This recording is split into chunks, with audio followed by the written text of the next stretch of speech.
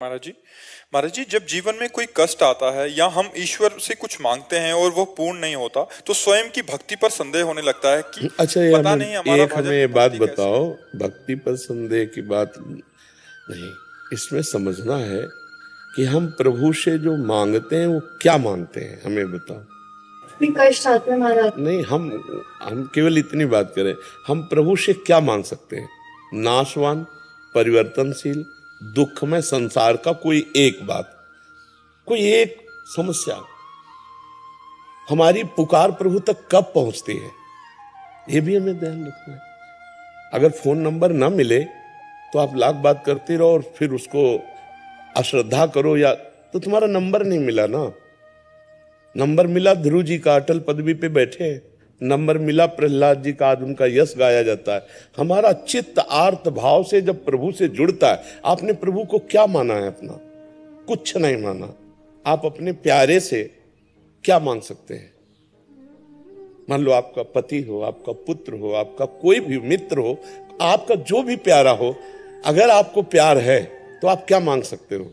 यही मांग सकते हो कि सदैव आप हमारे आंखों के सामने रहें और सुखी रहें।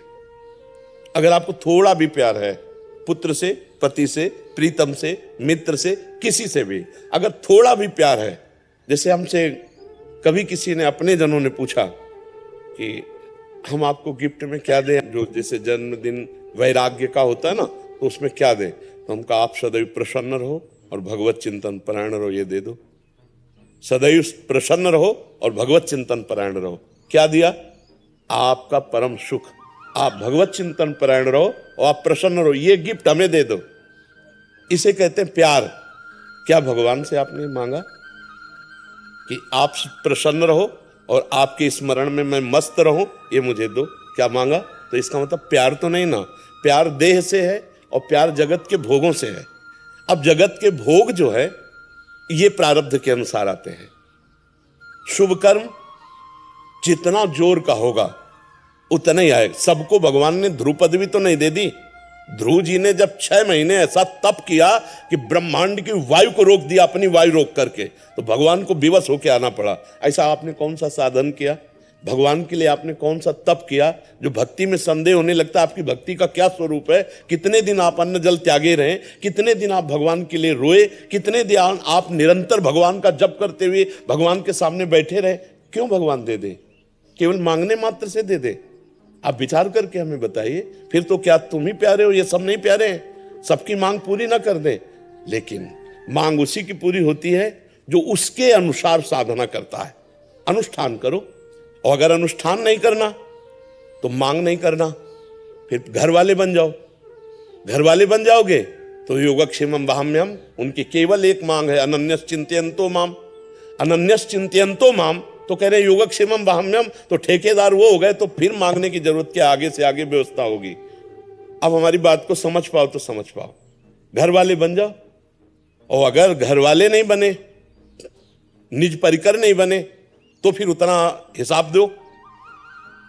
घर की दुकान में 100 ग्राम चीनी नहीं मांगी जाती है। पाने जा रहे, जरा चीनी देना। वहां ग्राम नहीं, वहां मूल्य नहीं, चीनी देना।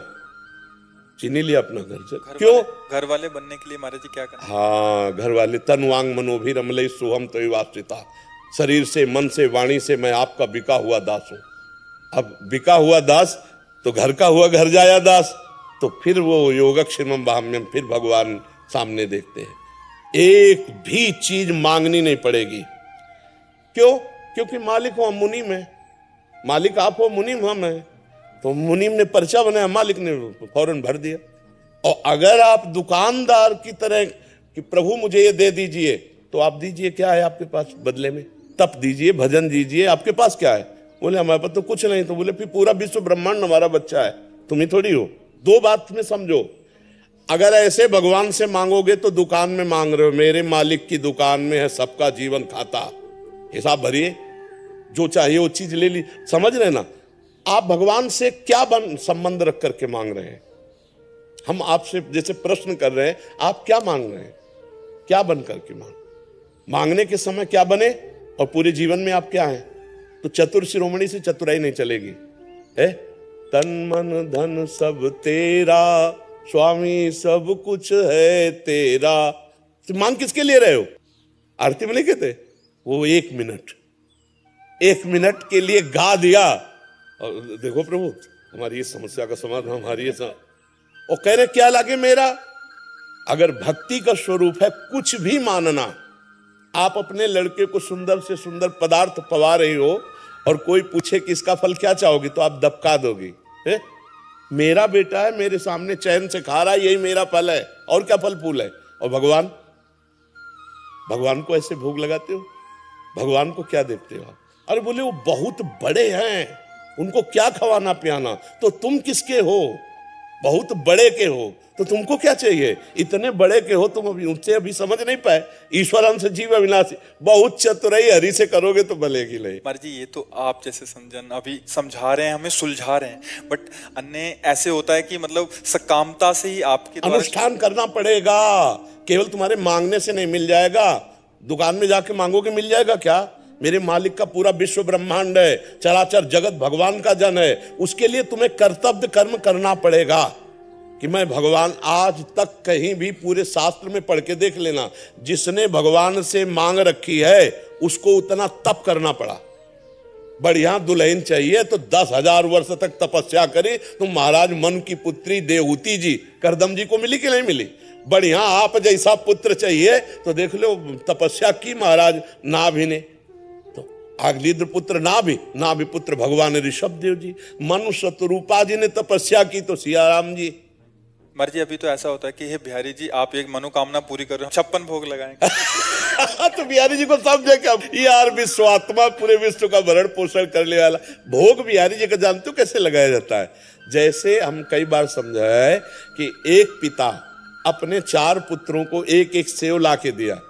अब उनमें से 3 तो खाने लगे और एक दौड़ के आया और पिता के मुख में ऐसे उसी के द्वारा दिया हो। और उस पिता को कैसा लगेगा? वो उसके हाथ से सेव लेकर के अपने हाथ से पवाएगा और गोद में दुलार करेगा, और सबसे ज्यादा प्यारा पुत्र वो होगा। ऐसे भोग तो दियम वस्तु गोविंदम तुभ्यमेव समर्पय। हम अपनी वस्तु मानकर प्रभु को कैसे दे? हमारी तो बेईमानी पहले ही हो गई। प्रभु की दी हुई तो दियम वस्तु गोविंदम तुभ्यमेव समर्पय। भक्ति की बात जो है वो अभी समझ में नहीं आया। जैसे लोग कहते हैं श्रद्धा हमारी खत्म हो गई। वो केवल मांग भर की श्रद्धा, केवल मांग भर की। तू समझा क्या बिहारी जी को? माँ से हम अपनी कोई बात मांगते हैं और माँ अगर ना दे तो क्या माँ से श्रद्धा खत्म हो जाएगी? अगर दूसरा कहेगा कि यार तूने मांगा दिया नहीं, तो लड़ जाएगा, यार देखो ये मेरी पर्सनल विषय है, यार मूड नहीं था नहीं दिया, पर माँ तो मेरी माँ ही है ना। तो क्या ऐसा तुम प्रभु को मानते हो? अगर ऐसा मानते हो तो ये शब्द कैसे आ जाएगा कि मेरी भक्ति कम हो गई? तो हम किसी भी तरह ये नहीं देख पा रहे हैं कि आप प्रभु से मांगने के अधिकार को पुष्ट कर सकते हैं। किस तरह पुष्ट कर सकते हैं? आपको भगवान ने मानो दे दी, आपको भगवान ने सारी सुविधाएं दी, आपने भगवान के लिए क्या किया? हमारी बात, सुंदर आंख दी, अंधे बना देते, सुंदर कान दी, बहरे बना देते, बना देते, कर्मानुसार बना भी देते। हमें सब कुछ सर्वांग पुष्ट किया, भगवान ने हमें सब कुछ दिया, नहीं दिया है? हमने भगवान के लिए क्या किया? हमें बताओ, इतने का हमने क्या भगवान के लिए किया? आप यहां बिजली का बिल देते हैं सरकारी, मकान का किराया देते हैं, इसका किराया किसको देते हैं? जो हमारे भगवान ने गर्भ में सृजन करके तुम्हारा इतना सुंदर रूप दिया, क्या इस मानव देह का किराया नहीं है? आप विचार करो, हर श्वास नाम जप करो। यहाँ न कोई किसी का पति है, न कोई किसी का पुत्र है, न कोई किसी की पत्नी। एक माया का नाटक है। अपने को सेवा का कर्तव्य रोल जो मिला है स्वांग, वो करते हुए नाम जप करते हुए निकल जाओ। मांग ऐसे रखी जाती है। हमने अभी 1-2 दिन पहले एकांतिक में बात कही थी। मांग ऐसी रखी जाती है कि स्वामी आप घर के मालिक हैं और मैं आपका नौकर हूं। नाथ सकल संपदा तुम्हारी, मैं सेवक समेत सुतनारी। प्रभु इस घर गृहस्थी में बहुत सी आवश्यकताएं होती हैं। आप सर्वज्ञ हो, आपसे हम क्या कहें, पर रहा नहीं जाता, इसलिए आपसे कहते हैं कि अगर ये व्यवस्थाएं ऐसे चलती तो नाथ आपके भजन चिंतन में भी हमारा मन लगता और सुखपूर्वक जीवन कट जाता। पर प्रभु यदि आप ये समझे कि जो हम मांग रहे हैं वो देंगे और हम माया में फंस जाएंगे, तो नाथ मत देना।